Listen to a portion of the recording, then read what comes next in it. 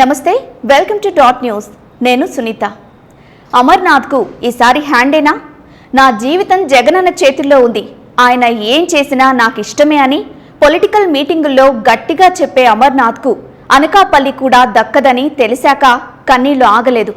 ఇన్నాళ్లు అనకాపల్లిపై గంపెడాసలు పెట్టుకున్న అమరుడికి ఇప్పుడు దిక్కు తోచడం లేదు. లోపల నుంచి కన్నీళ్లు తన్నుకుంటూ వస్తున్నా ఆపుకుని జగనన్న వైపు ఆశగా చూసినా ఫలితం లేదని అర్థమైనట్లుంది. అయినా తనకు ఏదో రాసి పెట్టుందని ఇంకా ఎదురు చూపులతో గడుపుతున్నాడు.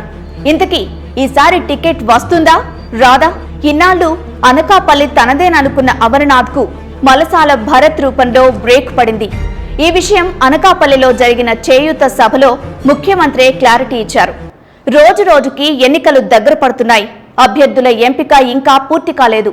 ఒక్కో సెగ్మెంట్కు క్యాండిడేట్ ఎంపిక విషయంలో జగన్ ఆచితూచి అడుగులు వేస్తున్నారు.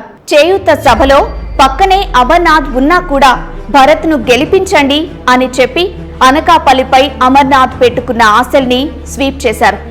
గతంలోనే అనకాపల్లి సమన్వయకర్తగా భరత్ను ప్రకటించాక అమర్నాథ్కు పెందుర్తి సీటు ఇస్తారనే ప్రచారం జరిగింది. అయితే సీటును సిట్టింగ్ ఎమ్మెల్యే అదీప్ రాజ్కే కేటాయించేందుకు అధిష్టానం మొగ్గు చూపుతున్నట్లు పార్టీ వర్గాలు వెల్లడించాయి.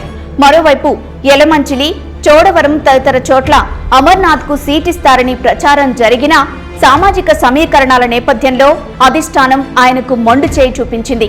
ఈ విషయాన్ని గుర్తించే అనకాపల్లి చేయూత సభలో అమర్నాథ్ తాను ఈ దఫా పోటీ నుంచి తప్పుకుంటానని వెల్లడించారు. మరోవైపు అనకాపల్లి సభలో ఎమ్మెల్యే సీటును జగన్ ఖరారు చేసే సమయంలో పక్కనే ఎంపీ సత్యవతి ఉన్నప్పటికీ ఆమె పేరును ప్రకటించలేదు.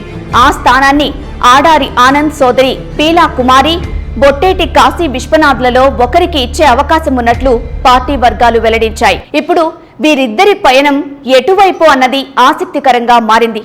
కానీ అమర్నాథ్ మాత్రం నేను జగనన్న మనసులో ఉన్నానని, తన పొలిటికల్ వీల్ ఆయన ఎలా తిప్పితే అలా తిరుగుతుందనే నమ్మకంతో, ధైర్యంతో ఉన్నారు. Please subscribe dot news.